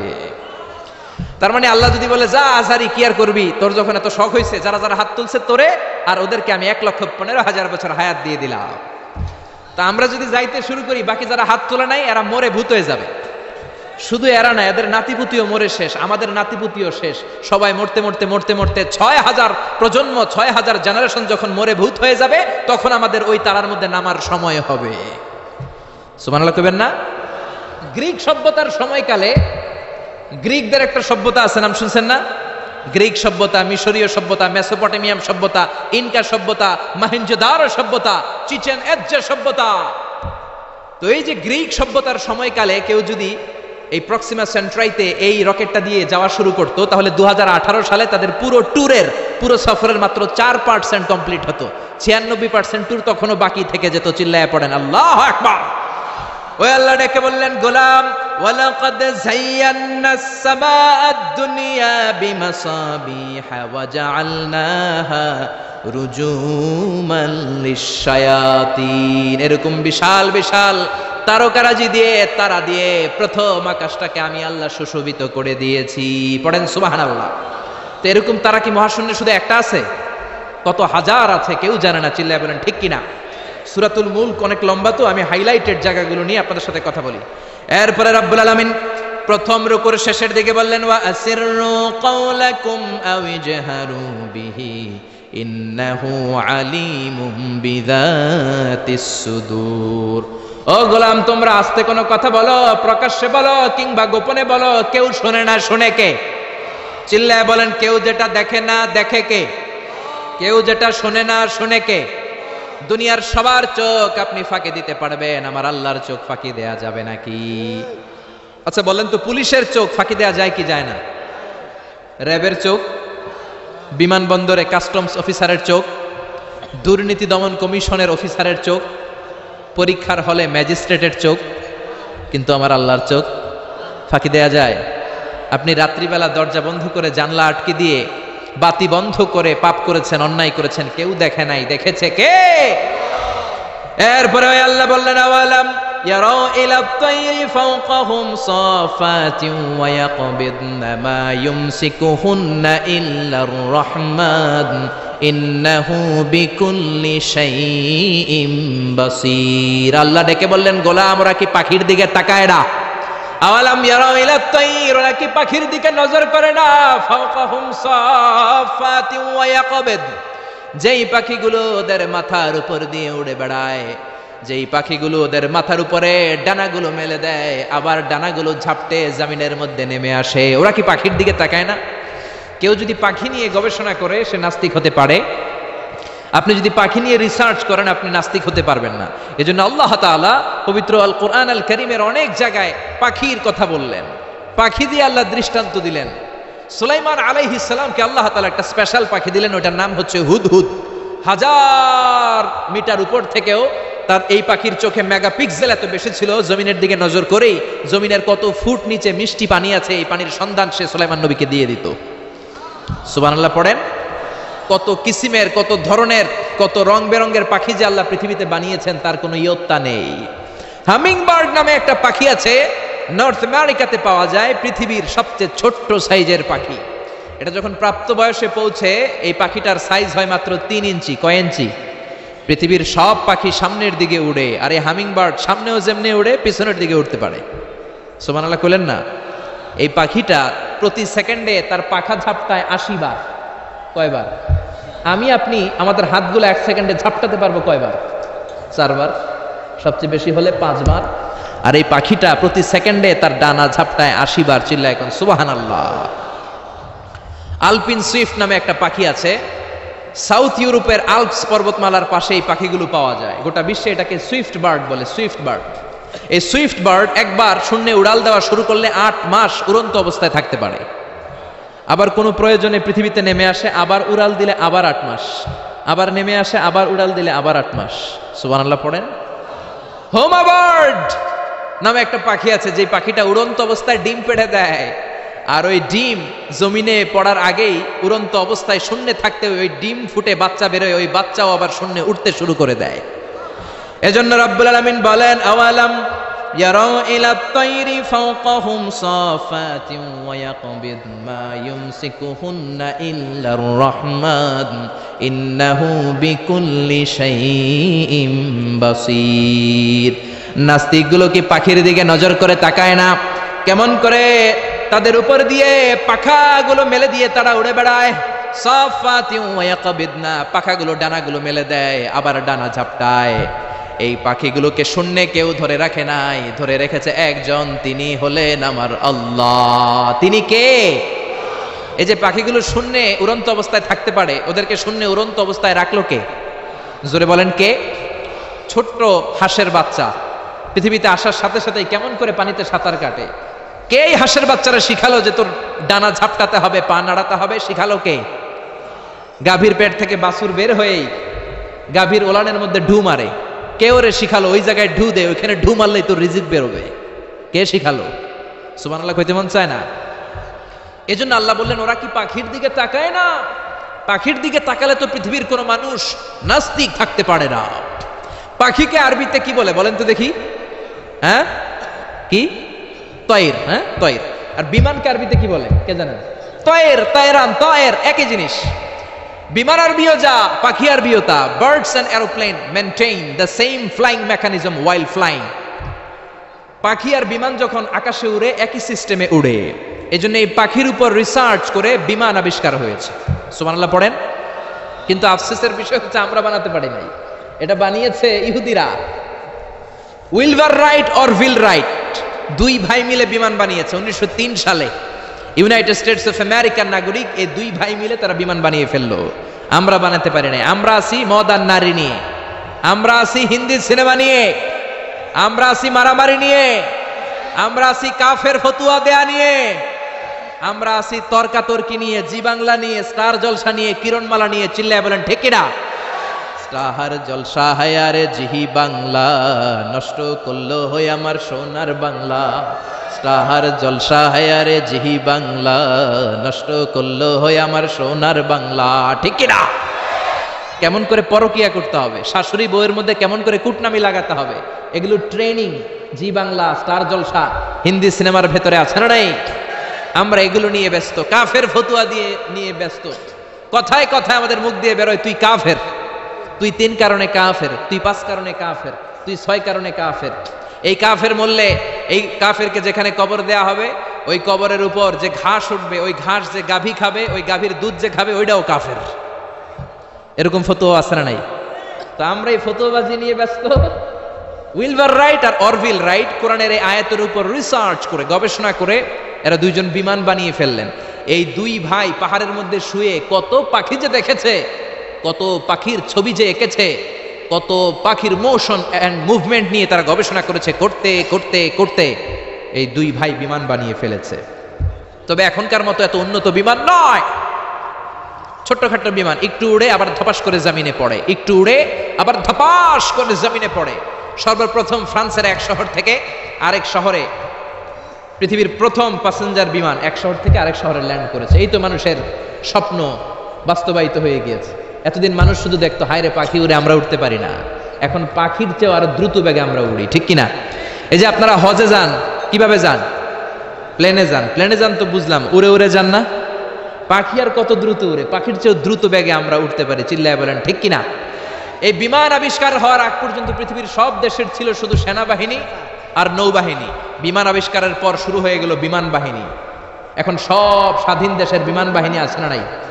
Air force, military. এখন মানুষ ড্রোন হামলা করে, মিসাইল হামলা করে, ব্যালিস্টিক ক্ষেপণাস্ত্র দিয়ে হামলা করে। United states of America little boy and fat man নামে দুইটা পারমাণবিক বোমা দিয়ে জাপানের হিরোশিমা নাগাসাকিকে ধ্বংস করে মেসাকার করে দিয়েছে। এমন ভাবে ধ্বংস করেছে, তারপরে কয়েক প্রজন্ম যারাই জন্ম নিত জাপানের হিরোশিমা নাগাসাকিতে বিকলাঙ্গ হয়ে জন্মাতো। হয় হাত নাই, নয় পা নাই, নয় চোখ নাই, নয় ঠ্যাং নাই, চিল্লায় বলেন ঠিক কিনা? এজন্য আল্লাহ বললেন, গোলাম আওয়ালাম ইয়ারাউ ইলাত তাইরি ফাওকাহুম সাফাতিন ওয়া ইয়াকবিদ মা ইউমসিকুহুন্না ইল্লার রহমান ইন্নাহু বিকুল্লি শাইইন বাসীর। এই পৃথিবীর স্বঘোষিত নাস্তিকগুলা কি পাখির দিকে নজর করে তাকায় না? পাখি নিয়ে কোন নাস্তিক যদি গবেষণা করে, ওই নাস্তিক আর নাস্তিক থাকতে পারে না, ওরে নাস্তিক থেকে আস্তিক বানায়া দিবে কে?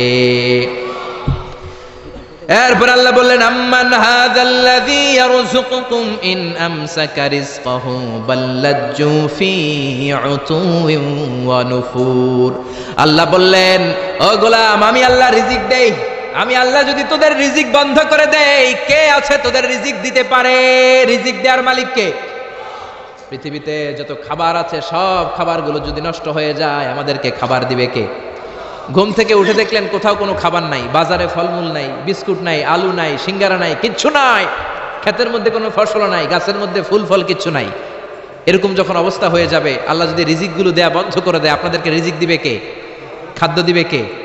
নাকি আপনাদের খাদ্যমন্ত্রী? আপনাদের খাদ্যমন্ত্রীও রিজিক দিতে পারবে না, প্রধানমন্ত্রী? জোরে বলেন। এজন্য আল্লাহ বললেন, ওমা মিন দাব্বাতিন ফিল আরদি ইল্লা আলাল্লাহি রিজকুহা। এই জমিনের মধ্যে যত ধরনের প্রাণী আছে, মাছ আছে, পশু আছে, সব প্রাণীগুলাকে, মানুষগুলাকে রিজিক দেয় কে? তিমি মাছগুলো সকালবেলা সাগরের এই মাথা থেকে ওই মাথা যায় খালি পেটে, বিকেলবেলা পেট ভর্তি করে তিমি মাছটারে ফিরায় দেয় কে?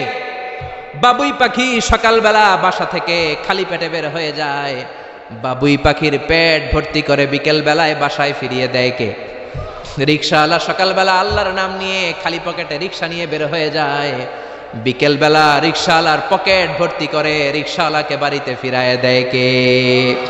এজন্য রিজিক দেওয়ার মালিক একজন, তিনি কে? চিল্লায় বলেন না, তিনি কে? আল্লাহ ছাড়া কেউ রিজিকের ব্যবস্থা করতে পারে না। সাইয়েদনা সুলাইমান আলাইহিস সালাম ছিলেন গোটা বিশ্বের বাদশা। চারজন বাদশা যারা গোটা বিশ্বকে শাসন করেছে, এই চারজনের দুইজন হচ্ছে মুমিন, দুইজন কাফের। কাফেরের একজন হচ্ছে নমরুদ, আরেকজন হচ্ছে বখতনাসর। এই বখতনাসরকে ইংরেজিতে বলে Nebuchadnezzar the second. He was the constructor of the hanging garden of Babylon. ব্যাবিলনের শূন্য উদ্যানের নির্মাতা। এই দুইজন কাফির শাসক গোটা বিশ্বের বাদশা ছিল। আর মুমিন ছিল দুইজন, একজন সাইয়েদনা সুলাইমান আলাইহিস সালাম, আরেকজন হচ্ছে যুলকারনাইন। কোন সুবহানাল্লাহ। তো সুলাইমান আলাইহিস সালাম আল্লাহর জলিল কদর পয়গম্বর, আল্লাহরে বললেন, আল্লাহ তুমি আমারে গোটা বিশ্বের বাদশা বানালা, আমি চাই একদিন আমি গোটা বিশ্বের সব মানুষ, প্রাণী আর মাছগুলোকে লাঞ্চ খাওয়াবো। লাঞ্চ কি খাওয়াবো? লাঞ্চ বুঝেন তো আপনারা? লাঞ্চ মানে কি? দুপুরের খাবার। আচ্ছা, তো সাইয়েদনা সুলাইমান আলাইহিস সালাম ইচ্ছা পোষণ করলেন, আল্লাহ এই বর্ণনাটা মিনাল ইসরাইলিয়াত, ইসরায়েলি বর্ণনা, কিন্তু বর্ণনা করা যাবে, সমস্যা নাই। ওয়া হাদিসু আন বানি ইসরাঈলা ওয়ালা হারাজ, সমস্যা নাই, এটা আমাদের কোরআন বা হাদিসের কোনো আয়াতের সাথে কন্ট্রাডিক্ট করে না, এজন্য বর্ণনা করা যায়। তো সাইয়েদনা সুলাইমান বললেন, আল্লাহ গোটা বিশ্বের সব প্রাণীকুল, পশুকুল, পক্ষীকুল, মৎস্যকুল, মানবকুল, জিনকুল, সবাইকে আমি একবেলা কি খাওয়াবো? সবাই বলেন, কথা বলেন না। লাঞ্চ খাওয়াবো, দুপুরের খাবার। সবাই বলেন কি খাওয়াবে? দুপুরের খাবার খাওয়াবো। আল্লাহ বললেন, no, it's not your duty man, it's not your job. Sulaiman, এটা তোমার কাজ না, এটা আমার কাজ, তুমি পারবা না। সাইয়েদনা সুলাইমান বললেন, আল্লাহ লেট মি ট্রাই, আমার একটু চেষ্টা করতে দেন না, আমার মনে বড় শখ। গোটা বিশ্বের বাদশা আমারে বানায় দিলেন, গোটা বিশ্বের প্রেসিডেন্ট করে আপনি আমাকে সিলেক্ট করলেন, আমি যদি একবেলা সবারে মেহমানদারি করাইতে পারতাম, আমার কলিজাটা ঠান্ডা হয়ে যেত। সুলাইমান আলাইহিস সালাম জোরাজুরি করতে শুরু করলেন, আল্লাহ রাজি হয় না, সুলাইমান নবীও ছাড়েন না। পরে সুলাইমান আলাইহিস সালামের জোরাজুরির কারণে আল্লাহ বললেন, ওকে ট্রাই করে দেখো পারো কিনা। সাইয়েদনা সুলাইমান আলাইহিস সালামের অনুসারী ছিল জিনেরা। জিনেরা ওনার কথা শুনতো, সব জিনদেরকে নিয়ে বসালো, জিনদের সাথে গোল টেবিল বৈঠক। জিনের বাদশারে বলল, জিনের বাদশা, আমি গোটা বিশ্বের সব মানুষগুলোকে একদিন দুপুরের খাবার খাওয়াবো। যাও সাগরের পাড়ে 40 কিলোমিটার জায়গার মধ্যে খাবারের আয়োজন করো। জিনের বাদশা বিশাল বিশাল ড্যাগ পাতিল নিয়ে সমস্ত জিনদেরকে নিয়ে রান্না বান্নার কাজ শুরু করলো।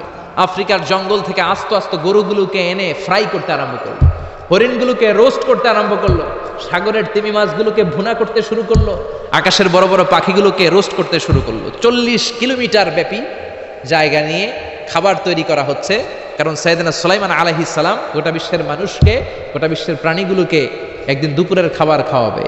তো 40 কিলোমিটার জায়গার মধ্যে খাবারের আয়োজন করা হলো। সাইয়েদনা সুলাইমান আলাইহিস সালাম বললেন, রান্না করতে থাকো। করতে করতে বিশাল রান্নার স্তূপ, বিরিয়ানির স্তূপ, খিচুড়ির স্তূপ, পোলাওয়ের স্তূপ, রেজালার স্তূপ, ঝাল গরুর মাংসের স্তূপ, কোরমার স্তূপ, সব কিছুর স্তূপ করা হলো। ফল মূল মাছ মাংস এনে স্তূপ করা হলো 40 কিলোমিটার এরিয়া নিয়ে। কয় কিলোমিটার? সবাই বলেন কয় কিলোমিটার? সব যখন রান্না শেষ, চলে এলো সেই মাহেন্দ্রক্ষণ, সেই মাহেন্দ্র দিন, যেদিন তিনি আপ্যায়ন করাবেন।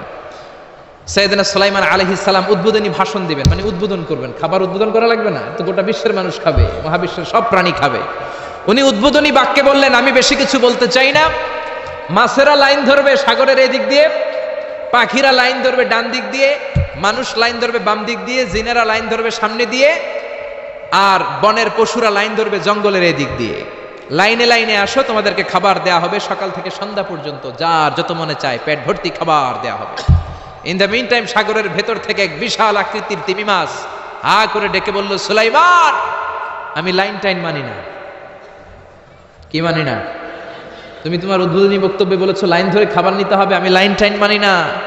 আমার পেটে প্রচন্ড ক্ষুধা, ক্ষুধার জ্বালায় আমি মরতে বসেছি, আমি লাইন মানি না, খাবার দাও। সাইয়েদনা সুলাইমান আলাইহিস সালাম বললেন, আমি নবী মানুষ, আমি বেলাইন করতে পারি না।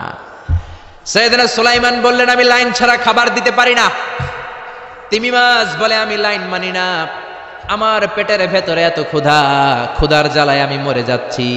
তোমার এই মেহমানখানায় এসে খাবারের অভাবে আমি যদি তিমি মাছ মারা যাই, কিয়ামতের দিন আল্লাহ তোমারে ছাড়বে না রে সুলাইমান। সুলাইমান আলাইহিস সালাম পড়ে গেছে বিপদে। হায় হায়, আসলে যেটা যদি মরে যায় তাহলে তো সমস্যা, ব্যাড রেকর্ড হয়ে যাবে, ঠিক কিনা?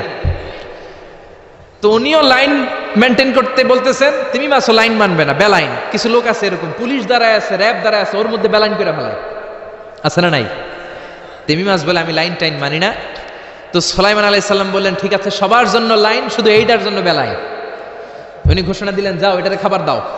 তো তিমি মাছ বলল, সুলাইমান, আমি এই যে আমার মুখটাকে, বিশাল মুখটাকে হা করে রেখেছি, আমার মুখের ভেতরে জিনদেরকে বলো খাবার ঢুকায় দিতে, যতক্ষণ না আমার পেট ভরবে আমি হা করে থাকবো, চিল্লায় কোন আল্লাহু আকবার।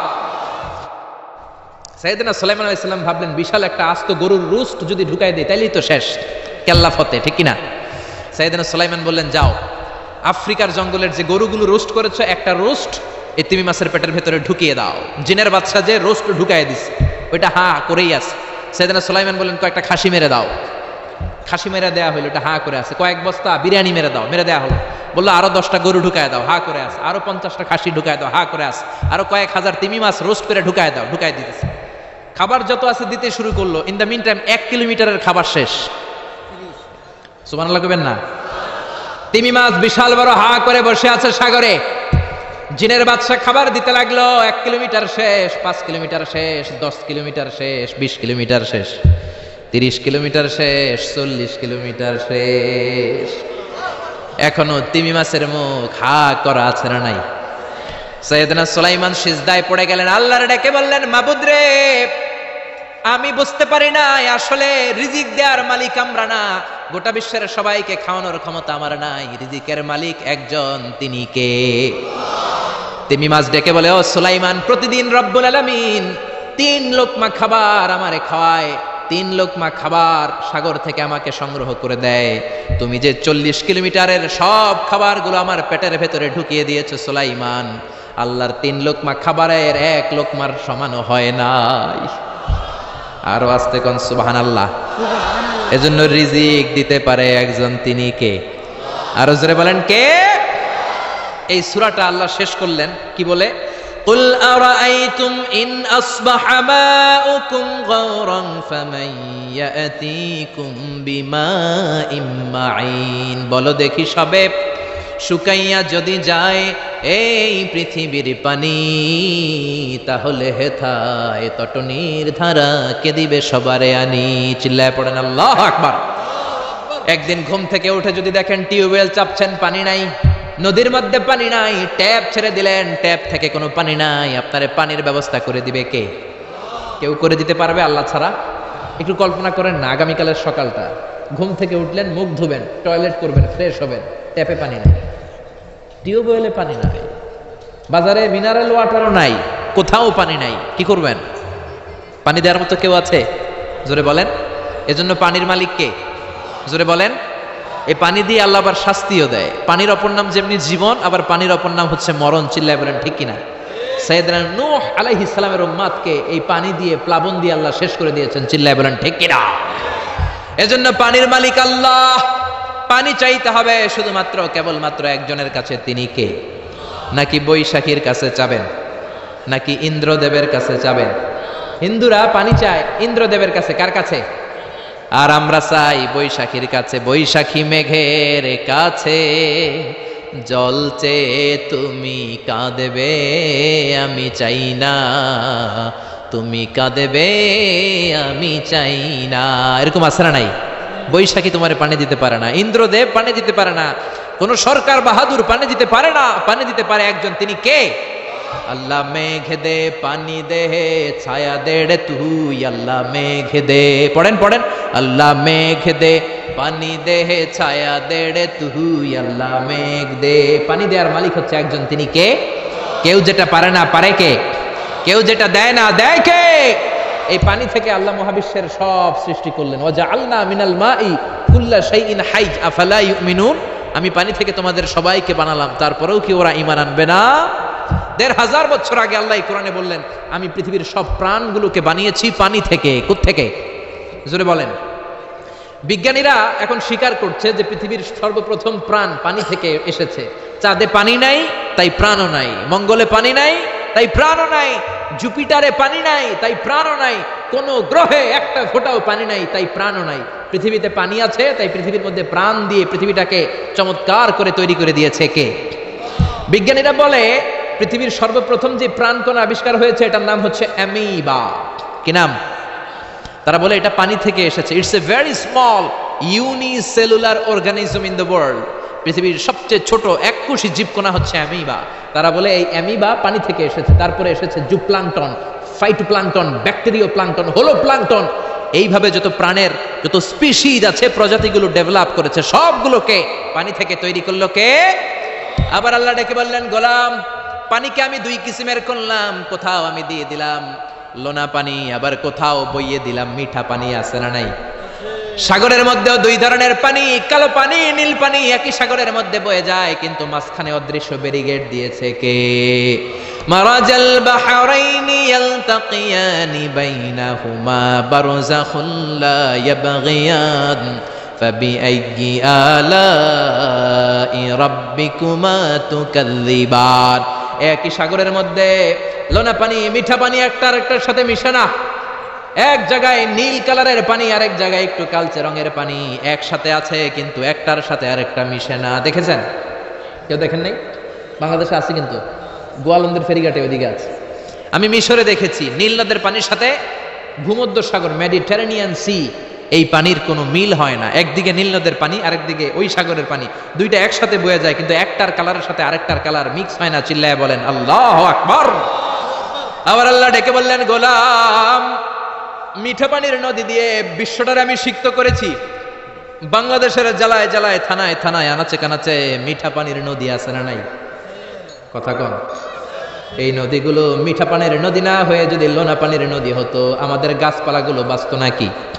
এই সুন্দর ফুল সুন্দর ফল মিঠা নদীর পানি, আল্লাহ তোমার মেহেরবানি, তুমি কতই দিলে রতন, ভাই বেরাদর পুত্র স্বজন ক্ষুধা পেলে অন্ন যোগাও, মানি চাই না মানি আল্লাহ তোমার মেহেরবানি।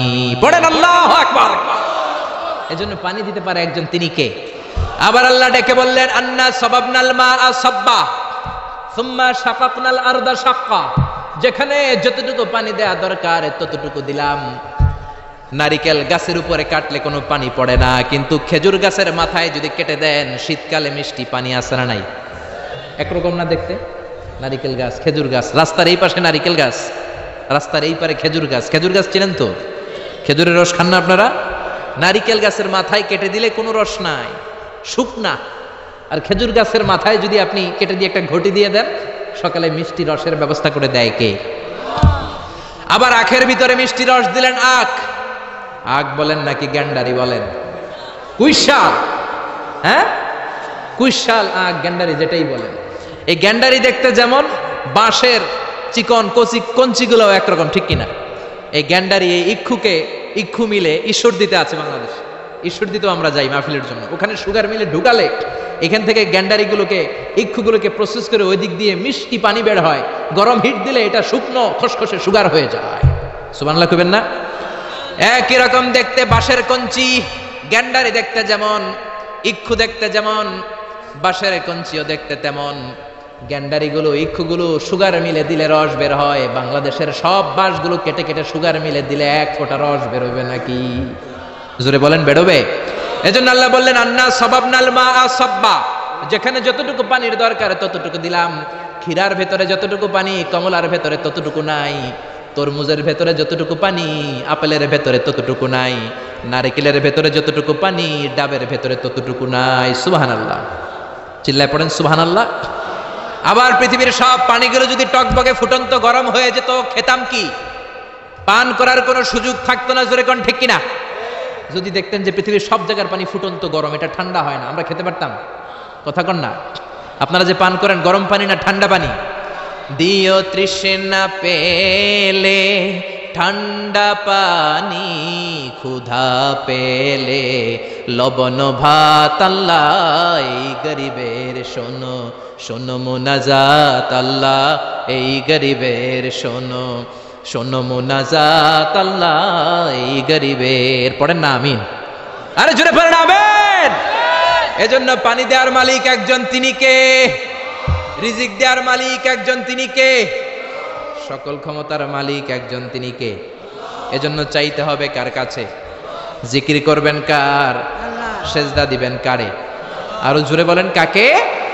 এটাই হচ্ছে সূরাতুল মুলকের শিক্ষা। দ্য সেন্ট্রাল থিম অফ সূরাতুল মুলক, দ্য সাবজেক্ট ম্যাটার অফ সূরাতুল মুলক। সূরাতুল মুলকের কেন্দ্রীয় আলোচ্য বিষয় হচ্ছে আমাদের কোনো ক্ষমতা নাই, আমরা নকল ক্ষমতার মালিক, আসল ক্ষমতার মালিক একজন, তিনি কে?